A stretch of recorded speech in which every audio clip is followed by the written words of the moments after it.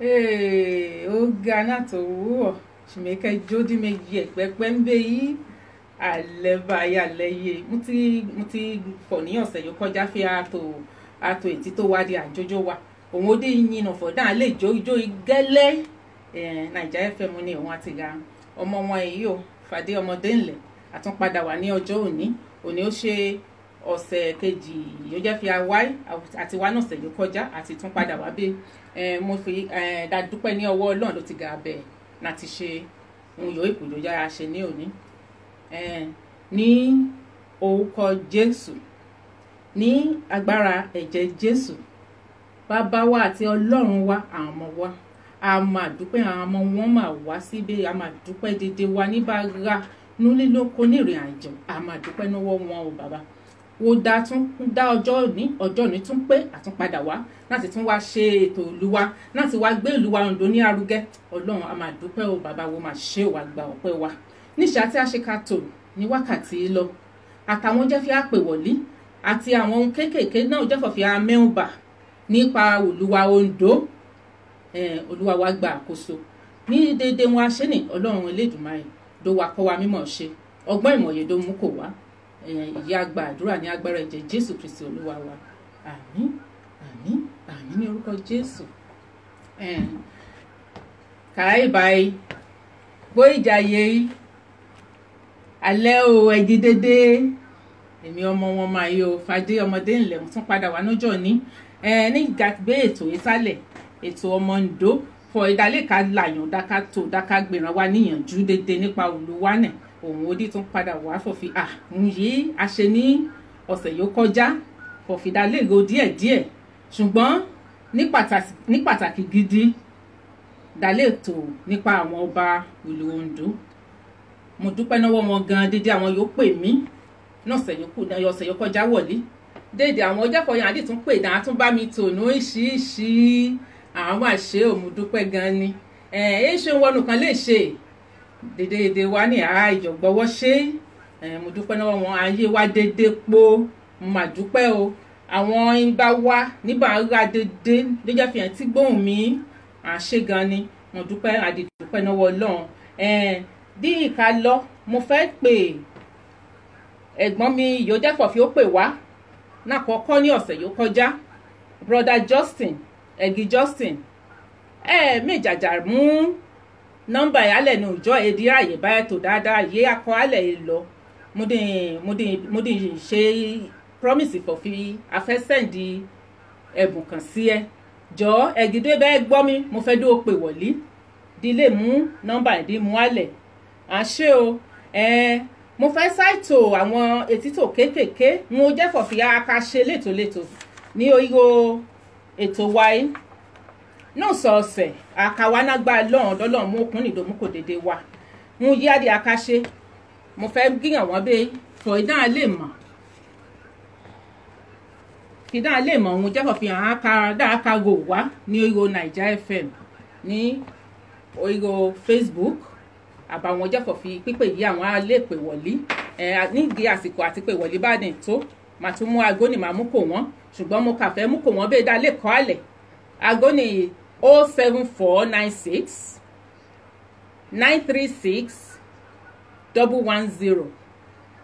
nọ́mbà yìí àwọn amúpè wọ̀lí èèyàn nígbà bá ti fẹ́ pè nọ́mbà ni again 07496 936 110 nígbà tí kò bá pé láti pè wọ̀lí máa fọ̀ àlè ṣe yẹn ní ọ̀sọ̀ọ̀sẹ̀ àkàwá ní òṣìṣì àti wá ní ọ̀sẹ̀ yóò kọjá amú àwọn onídé amú wọn díẹ̀ ṣùgbọ́n wọn fẹ́ ṣe pé a fẹ́ ṣe déédéé dèdò ní ètò tọ́pìkì yá bá mú ní òòjọ́ kan dàtò ní irú ẹ̀ dóbo lè yé wa dáadáa mo di amú àwọn tọ́pìkì díẹ̀ ọjọ́ fọ̀fì àtò ní irú ẹ̀ yóò jẹ́ fọ̀ a cover wa for a very long time ṣùgbọ́n mo mọ̀ fi oríṣiríṣi àwọn tọ́pìkì ó tí a tún ka wọ̀lí a fẹ́ mọ̀ níṣe yìí ìlú Oǹdó tó ṣe dúró sí ìlú Oǹdó iṣẹ́ ìyá ṣe níbẹ̀ dá ṣe bẹ́ẹ̀ níbẹ̀ à ń ṣèkọ̀ yẹn tí pè wọ̀lí ṣùgbọ́n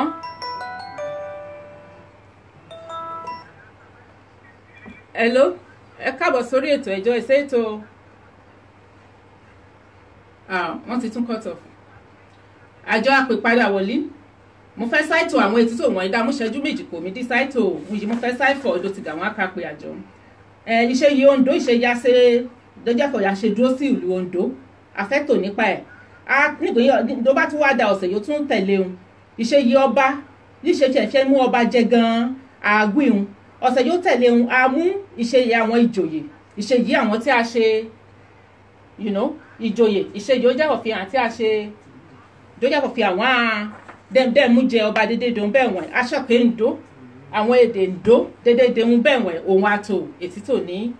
oríro ẹ̀ so a ti ní oríṣiríṣi ohun ó jẹ́ òfin akatò ní oríro ẹ̀ ní ọ̀tọ̀ọ̀tọ̀ ṣùgbọ́n ní òní gangan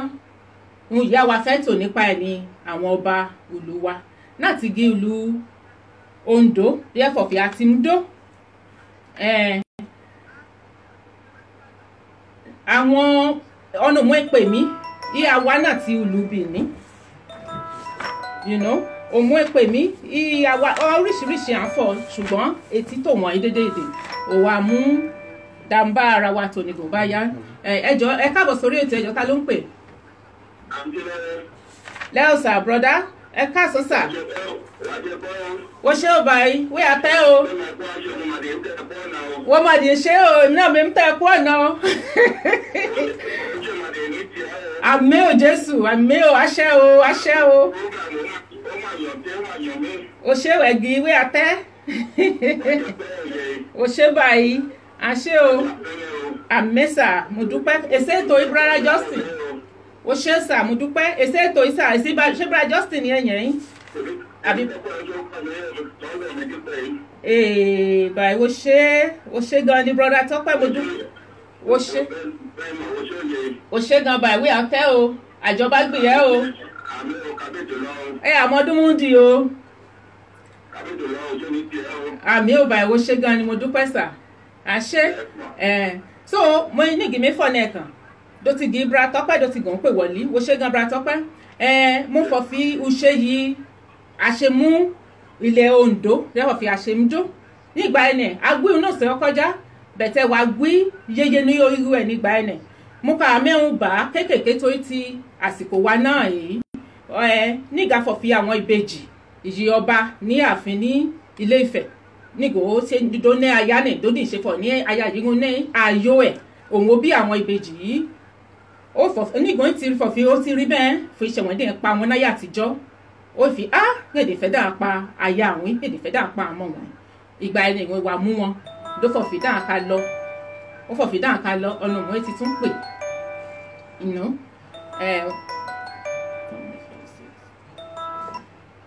hello ẹ káàbọ̀ sórí ètò ẹjọ́ ta ló ń sọ̀rọ̀. God bless you sir. Bra Justin ni o ó ga jù mo dúpẹ́ gan sà ó ṣeun wọjọ́ àdúpẹ́ náwó Jésù Ọlọ́run adé àkàmúkò wá ṣe wọ́n ṣe báyìí wọ́n yà tẹ́.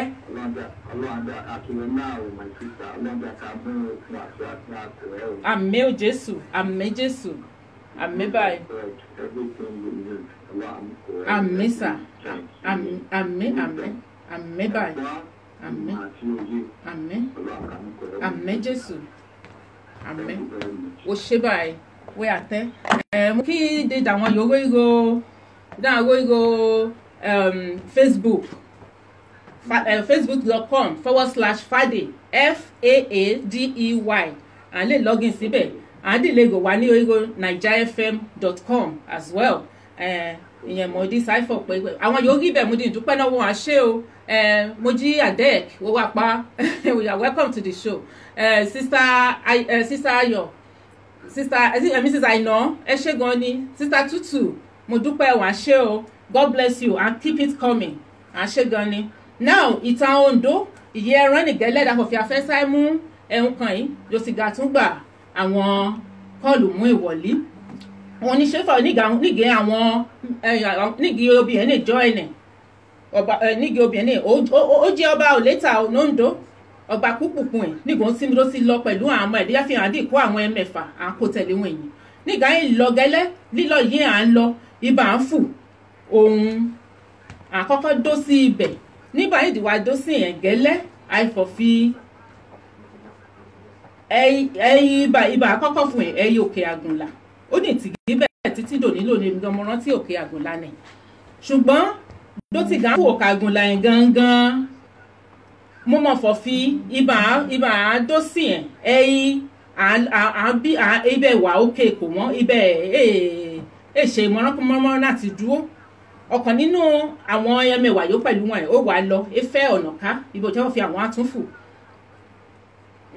ọkùnrin ní ó wà jẹ́ ọ̀nà ìjẹ́fọ̀ fi ó rí ibi èéfí ìjẹ́fọ̀ fi etí smoke ìjẹ́fọ̀ fi etí lọ èfi fígíbẹ̀ ó fọ̀ fi kí èyí kẹ nígbà ìfòbẹ̀ ó wà bọ́kùnrin kan pàdé èkì òun ẹ̀ pé ọkùnrin náà wà kí ó ṣàkí wọn ibẹ̀ à ń ti mú náà ti dúró sí ọba orin yìí ó jẹ́ èkì ó jẹ́fọ̀ fi ó rí wọn ìjẹ́fọ̀ fi ó mú bá àwọn gà ìkò wọn inú ẹ̀ dùn because ó rí fọ̀ fi àwọn ọmọládé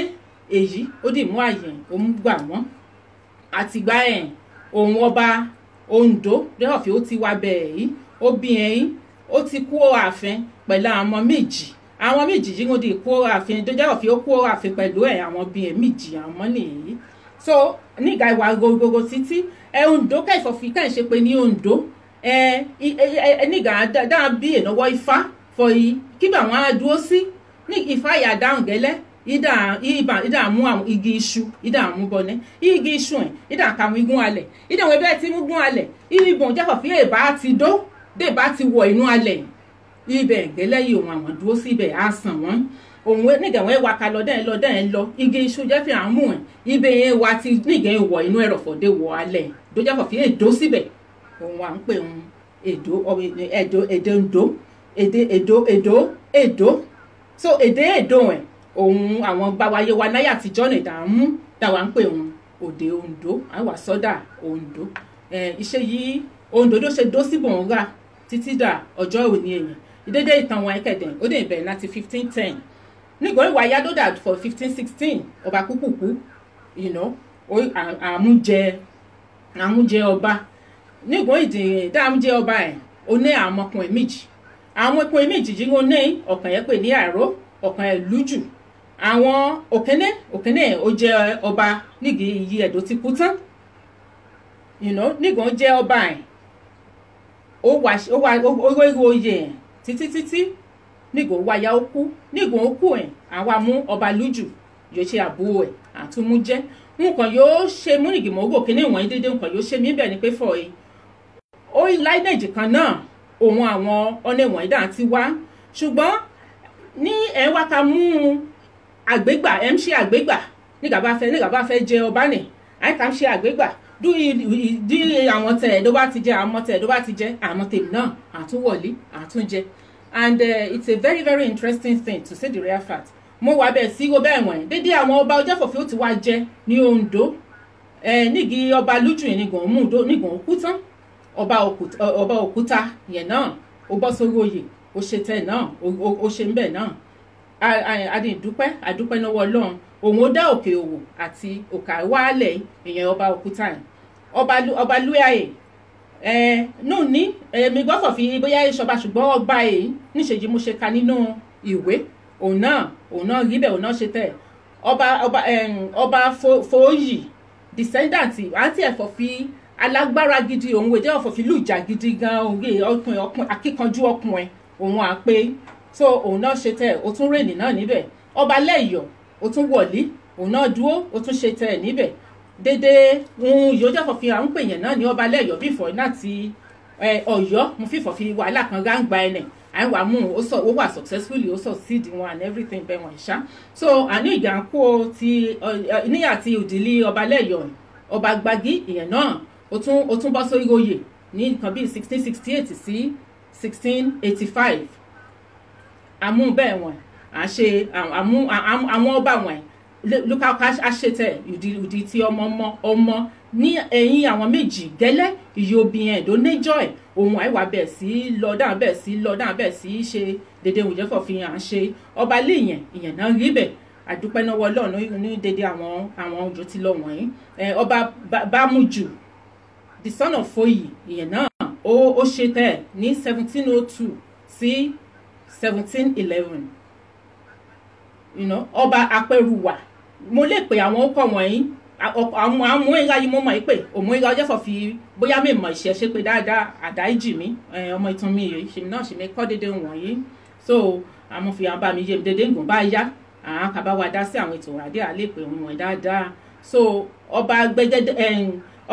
gbédégbèdè òun náà wọ̀lí ní 1716 ṣùgbọ́n ọdún kan péré ń lò 1717 òun ṣetán ní oyè náà. Ọba Lámọ̀lé the grandson òun náà wọ̀lí grandson ó ti dà grandson ní dédé period wọ̀nyí àti ní generation kẹta ní 1716 wọ̀n sí 1731 àwọn wọ̀lí náà àtúnṣe ọba tí wọn náà níbẹ̀ náà àdúpẹ́ náà wọlọ́run dédé àsìkò jẹ́ fi hàn lò. Ọba Ìgànmúdé òun ó dá Ṣòkòtí àti Lòsà headquarters òun ó dá alẹ̀ òun wẹ́fọ́ ìdím Ṣòkòtí ìdím Lòsà dédé bẹ́ẹ̀ wọ̀nyí. So àwọn ọba wọ̀nyí mo rò fi àwọn ní gẹ̀ǹtì dàgbà ló ká kú bẹ́ẹ̀ sí ká lọ nílùú Oǹdó ní àbẹ̀ sí dó sí oríṣiríṣi àwọn area àdìbẹ̀ sí abẹ́ sí mú kọ́kọ́ dédé àwọn ohun bẹ́ẹ̀ wọn àwọn dédé àwọn àdúgbò wọn. Ọba Lówóláyè the grandson náà wọ́n jẹ́ ní àwọn generation wọn 1748 sí 1759 òun náà wọ́n jẹ́ ọba adójẹ́ fi odin ìlú àsìkò tẹ́ ń bẹ́ẹ̀. Ọba Jogúndé ó reign ní 1759 sí 1777. ó wá kan Ọba Tẹ́rẹ́rẹ́ the grandson of àwọn lineage ẹ̀ náà in the memory of Eku festival in Ondo. So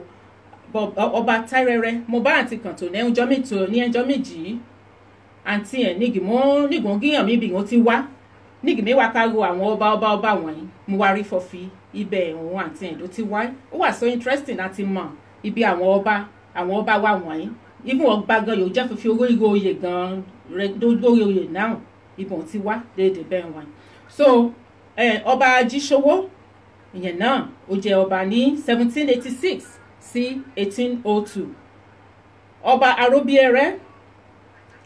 ó reign títí from 1802 sí 1811. Ọba Ìyànlọ́lá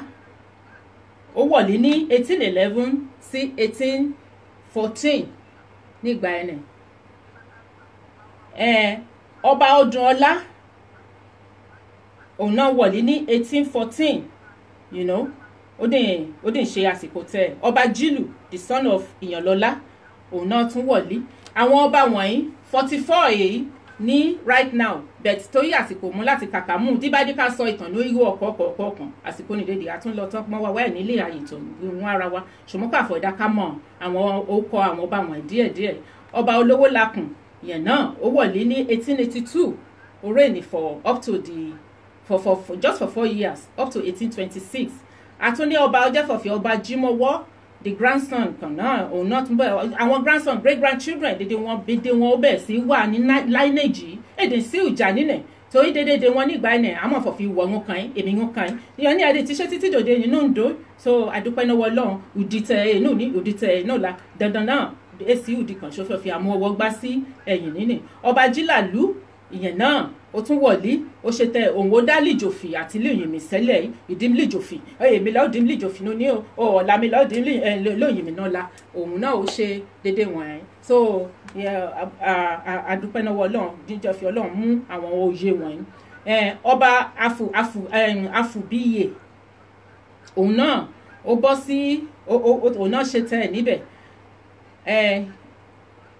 Arílékọ́là sí mo rántí ó kọ́ Ọba Arílékọ́là sí mo ti gbọ́ yẹn rí òun ó dá Ọ̀gbọ́n Ìtàn àti Òkè Sàrò òun ó dá alẹ̀ nípa kó lọ àdìmú orúkọ sí dédé àwọn eré abẹ́ wọn. Ọba kan ga ọjọ́fọ̀ mi gbìyànjú láti dá owó kọrin Tòtèmóyẹ̀lẹ́jọyè or something like that.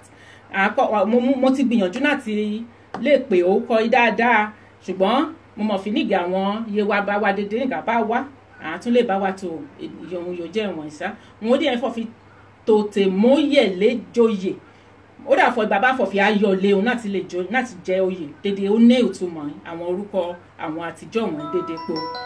wo ṣéyè ìfọ̀ ìwọ́pọ̀ ìwọ̀lí máa sábà ètò òdì ìtún ká continue. You are welcome on to Ondo Chat Show, my sister. Muji. Hello? Hello? Hello, please call back. Thank you. We can't hear you. Can you hear me? Please call back. Hello? Okay. Ẹ jọ̀ọ́ pé padà. Ọba orílẹ̀ kọ́là sí níṣe mo ṣe fọ̀nà ẹ̀kan. Òní ò dá ọgbọ́n ìtún àti òkè sàrò alẹ́ ni. Ọba kan náà tún ra Òṣùgbèdè lọ́lá. Mo mọ̀ yẹn pé dáadáa. Ìyẹn náà ó wọ̀lé òun náà tún ṣe tẹ́ ẹ̀. Àtúndé ọba kan Ayíbìkìtì Wòdì. Mo fífi mo pé dáadáa ṣá àwọn àgbà ló bá yá àwọn kàṣìkà láwọn ká pè dáadáa à ń ṣe gan ni. Ọba ẹ̀ náà ó wọ̀lé 1873 sí 1876 òun ní ìgàn ló ṣe ọba ń bẹ̀ àdúpẹ́ náwó lọ́hùn. Afa ìdùjọyè ọba afa ìdùjọyè ní wàhálà kan ìṣonígẹ̀ wọ́n ń ṣe déédéé wọ́n ń jóyè nẹ̀ ní ìgbà ẹ̀nẹ̀ ó dì ti wọ̀lí ní apọn ní anything òun mo ṣe ń jẹ́ orúkọ ẹ̀. Ọba Jímẹ̀kùn òun náà tún wọ̀lí òun náà tún ṣe tẹ̀ ní ìlú wa ní Oǹdó nígbà ẹ̀nẹ̀ òun ó ṣe nọ́mbà 33 so nígi ọba Jímẹ̀kùn yìí nígbà òun wọ̀lí mo gbọ́fọ̀ fi òyìnbó kan ó wá ní àti gómìnà ní àti ìlú Èkó à ń wá sí Oǹdó nígi ọba nígbà ló ṣe oyè tẹ̀ ó dà fọ ìyá àfọ̀fi nígbà ẹnẹ̀ àpá ṣé ẹkùn tiger so òun dà pé ní ọba Jímẹ̀kùn ní àsìkò yìí. Ọba kan náà ga pé òun ọba Jílò Àjíbọ̀rọ̀ mo dì mọ̀ fọ bóyá láìníjì gan òun ó ṣe ti ọba yòówó oyè right now so bẹ́ẹ̀ ọba Fìdípọ̀tẹ̀ òun ó ṣe nọ́mbà 35 the 35th ọba yòórùl ní Oǹdó nígbà ẹ̀ náà yìí. So àtúndé wọn náà ọba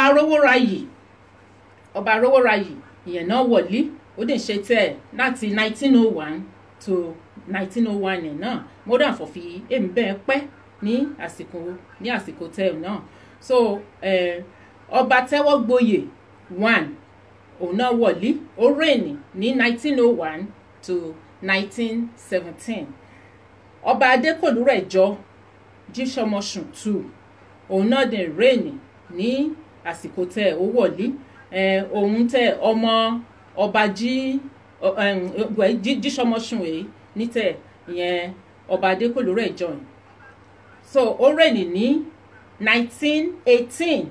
sí 1925 násìkò tẹ̀. Ọba Arójòjòyè Jílò 2 ọba pupa dàbá fi ọba yòó ibẹ̀ gan I'm quite sure family ẹ̀ yìí because ọba pupa ọba ti tàyà ní gan ọba pupa náà ẹ̀dẹ̀ pé you know ọmọ ọba Jílò òun náà wọ̀lí ní 1926 ó dé rẹ́ni títí 1935. Ọba Adéùgà Fìdípọ̀tẹ̀ 2 the son of Fìdípọ̀tẹ̀ 1 òun náà wọ̀lí ní 1935 ó rẹ́ni títí 1942. Adúpẹ́ náà Ọlọ́run dédédé wọn. Àtúnwá ní ọba Rufus Adérelé Tẹ́wọ́gboyè 2 you know òun náà wọ̀lí ní 1942 sí 1974. Ó dà fún ọmọ ti bẹ̀ sí gbọ́ àwọn orúkọ wọ̀nyí ní àsìkò. Àtúnwá nọ́mbà 42 yóò jẹ́ fi ó tún jẹ ọba nígbà ẹ̀ ní Adékòlúrẹ̀jọ Jíṣọmọṣùn you know Jíṣọmọṣùn 3 òun ó wọ̀lé ní 1976 ó dì ń ṣe títí dà 1991. Ó dà ń fọ ọba ẹ̀ ó pẹ̀lú àwọn kan ló tún pẹ́ ní ìlú Oǹdó. So àdúpẹ́ náà Ọlọ́run nígi nọ́mbà ọba Ìtẹ́ Adé 42 nìyẹn ọba Festus Adésànyè Òṣùgbèdè lọ́lá 2 òun nígbà láyé orí bẹ̀ 1991 ó gbẹ́sẹ̀ ní 2006 ọba Festus Adésànyè ló ti di ọba wa the present ọba you know ọba Victor Adémẹ́fun Kíládéjọ ìyórí bẹ́ẹ̀ gẹ́lẹ́ mo dúpẹ́ ní ọwọ́ Ọlọ́run fọ̀fi dédédé wọn mo fẹ́ mú ìṣẹ́jú ẹyọ kan péré mo fẹ́ mú ibà bá rí da bá ra àjọ àmú ìṣẹ́jú sáílẹ̀ǹtì ìdákẹ́jẹ́ ìṣẹ́jú kan péré dàmú dúpẹ́ ní ọwọ́ Ọlọ́run dàdí gbàdúrà ń dédé àwọn ọba wọ̀nyí because láti ọdún 500 years over 500 years actually ó ti bọ́ sí 506 years ní ọdún Ìjẹ̀òlú Oǹdó jẹ́ ọ̀fẹ́ àti ńlọ́lẹ̀ títí dàwákàtí ọ̀wọ̀ please let us give all these dignitaries and all of them, the forefathers that they have actually served Ondo one way or the other. Please 1 minute silence because mo rí fẹ́ àwọn kan rí oríro life wa ẹ̀wọ̀n èdè ń gbọ́ èdè Ondo. So àjọ àdàmú ìṣẹ́jú kan péré dàmú kò wọ́n dé Ọlọ́run ló tẹ́ wọn Ọlọ́run ló ti tẹ́ wọn sí afẹ́fẹ́ rere ẹ̀yìn dédé yàáyìn nù dédé tó má bàjẹ́.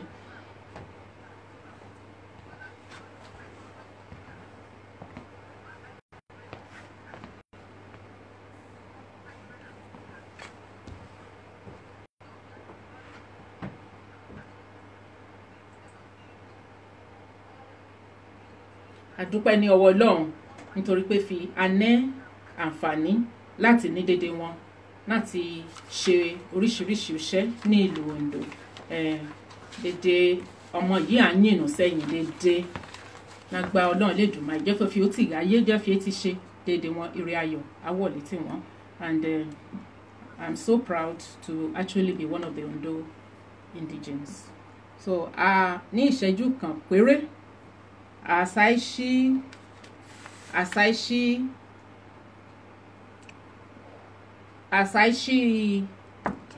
tẹlifóònù bẹ́ẹ̀ dalẹ̀ kápẹ́ wọlé mo kà fọ́ ọ̀dà mọ́ ìtàn Oǹdó dáadé mọ́ ó kó àwọn ọba díẹ̀díẹ̀ ọjọ́ fọwọ́ ti ṣe ní ìlú Oǹdó náà dédé iṣẹ́ àwọn ọba Oǹdó ní déédé kò bá di ìyá kọ́ bá ń do ṣe gan níbẹ̀ àkàgbé mi nígbà bá yá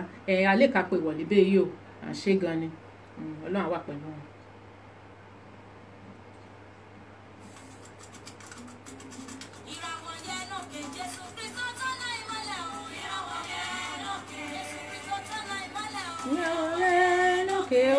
a máa ṣe òde àwọn ojẹ́fọ̀ yẹn wọ̀lí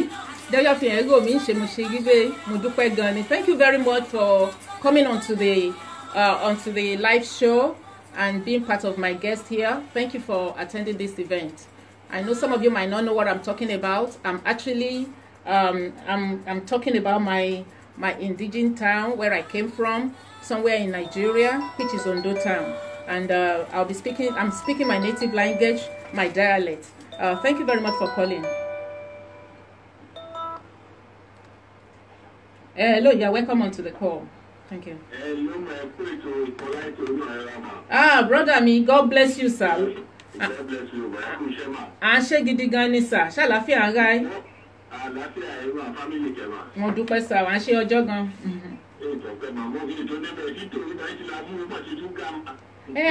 Kí mi ti fẹ́ ṣe kẹ lọ nídìí iṣẹ́ níbi eré ti dán. Àdúpẹ́ náà Ọlọ́run sir. Mo dúpẹ́ gan sir, mo dúpẹ́ sir, mo dúpẹ́ báyìí. À ń ṣe gan báyìí, o ṣe. Bẹ́ẹ̀ ni, inú máa dùn. Pé ti pé sir. Jogide. Oh, Yobide. Oh, okay, ó ṣe yé mi ẹ̀yin. Okay. Mo gbìyànjú náà kan. Afúnbíyẹ́ dodo mímírù mi àmú àmì ẹ̀yìn òkè àti ìsàlẹ̀ sí un bẹ́ẹ̀. Okay. Afúnbíyẹ́ ìyẹn à ń ṣe ò báyìí. Mo adán fi àkàwá 944 ṣe dédé máa lè pò tán ọmọ ẹ̀yìn ọmọ tó mi. Jogunde ó dì fọ̀fí dédédé ó ní ìtumọ̀ yín mo dì mọ̀ fọ̀ ìdó bá yá a ní àwọn àlejò tó fi àwọn àlègí ìtumọ̀ dédédé ẹ̀nà wá àdúpẹ́ náà Ọlọ́run ìyẹ̀wò ṣé gan Brafola.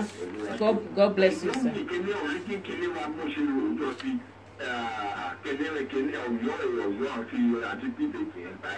Oh yes, definitely. Ọ̀yọ́ yìí. No.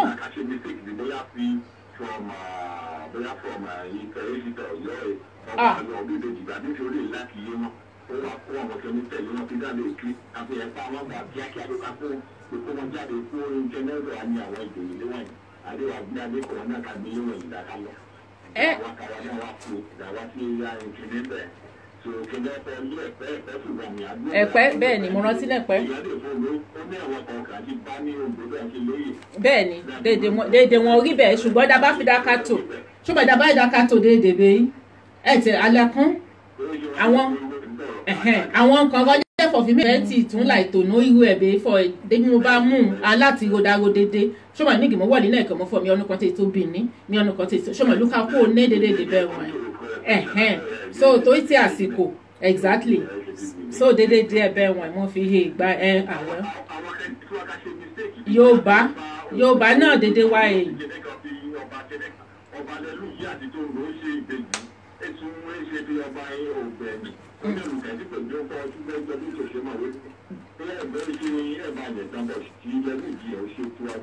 Dédé náà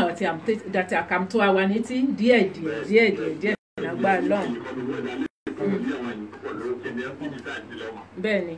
now mo fẹ́ mú nọ́mbà alẹ́ sà àwọn Yorùbá àfọ̀fin àbá fẹ́ pè mí lẹ́yìn ẹ̀sìn 07522 650 352 àwọn ọjà òfin à lè pè mí dábàá kó irú afẹ́fẹ́ tán àjọ ní oko oríṣiríṣi wọn ó rálẹ̀ ọjọ́ fi àtà bẹ́ẹ̀ ni àdìmú nọ́mbà ni again 075 22 650 352 nọ́mbà ni èèyàn ọjọ́ fi à lè pè mí sí then a lè kàtó àwọn ètí tó tún wà ní oríṣiríṣi onígẹ́lẹ́ àwọn ọba wọ̀nyí gẹ́lẹ́ òun mọ́kàfọ̀ ìdákàtò nípa ẹ̀ so adúpẹ́ ní ọwọ́ Ọlọ́run fọ̀ fi àwa ẹ̀bùn náà ti ṣe kékeré yìí àṣẹ náà ní ọ̀sẹ̀ yé wáìn àti àtúnpadà wá láti wá continue ní ìṣiríṣi nígbò bá dé ìyá aka ní àwọn àlejò yóò fi àwọn aka wá àtúwò àkàbá wa àtò àṣẹ gan ni o dédé àwọn yóò pè wọlé àti dédé àwọn ṣẹ́fọ̀ fi àwọn ìró live show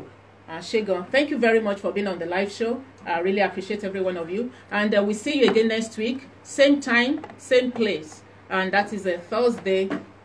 5 p.m. to 6 p.m. Nigeria FM. Thank you for the show. Thank you for the time. And Anshegan Armando, God bless you. Like.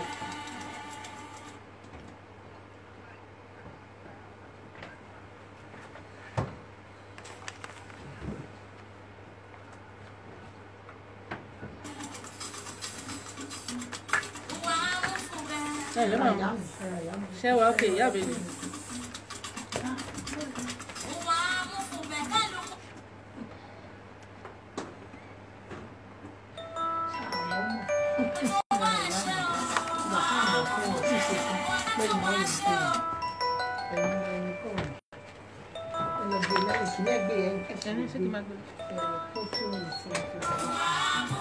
ẹ má pẹ́ kúrò lórí ẹ̀ 2 minutes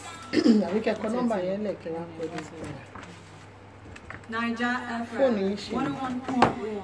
Africa's finest station in UK.